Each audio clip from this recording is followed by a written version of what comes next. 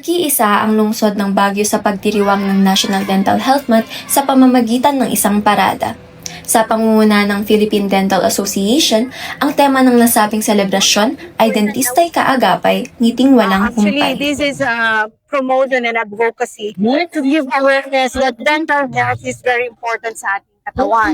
Actually, this is the basic, kumbaga, sabi nga nila, if you have a good oral health, you have good oral health means you will have a good, you call this well-being. Kumbaga, yung wellness ng ating pagkatao starts from our mouth.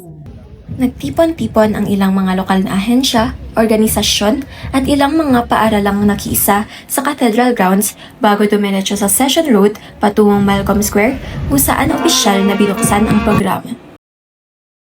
The celebration of the 22nd National Dental Health Month, we stand together as a community, united by one purpose, which is making oral health a priority for every Filipino. As we celebrate the National Oral Health Month 2026, let us pledge to make Baguio, the Cordillera, and the entire Philippines smile.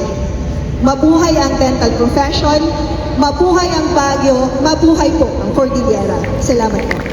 Tinapos ang programa sa pagbibigay ng mga certificates bilang pagkilala sa mga lokal na ahensya, paaralan at organisasyong nakiisa sa parada. Kasabay ng programa, nagkaroon din ng mga booth para sa HIV screening at legal aid services na libreng napakinabangan ng mga dumalo.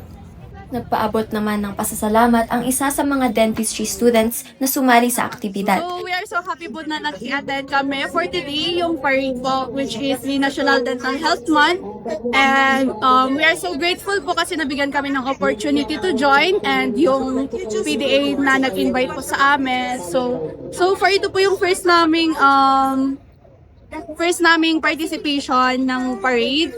So, very thankful po talaga kami and hopefully po for the upcoming activities like this po, mabigyan ulit kami ng opportunity kasi nakikita po namin yung future namin, nabibigyan po kami ng guide po na ituloy yung aming course po. So, thank you very much and I'm very so happy po for today.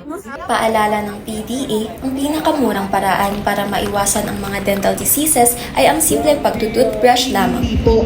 Ang pinakamurang prevention natin ay mag-toothbrush lamang. Which is, ang sabi nga nila, sa 20 pesos may mabibili na tayo toothbrush. So sabi nga, ang rule of 2 natin, 2 beses tayo mag-toothbrush sa isang araw, 2 minuto bawat mag-toothbrush, 2 beses tayo magpa-check up maski walang masakit. Maxine Nicolas para sa Herald Express.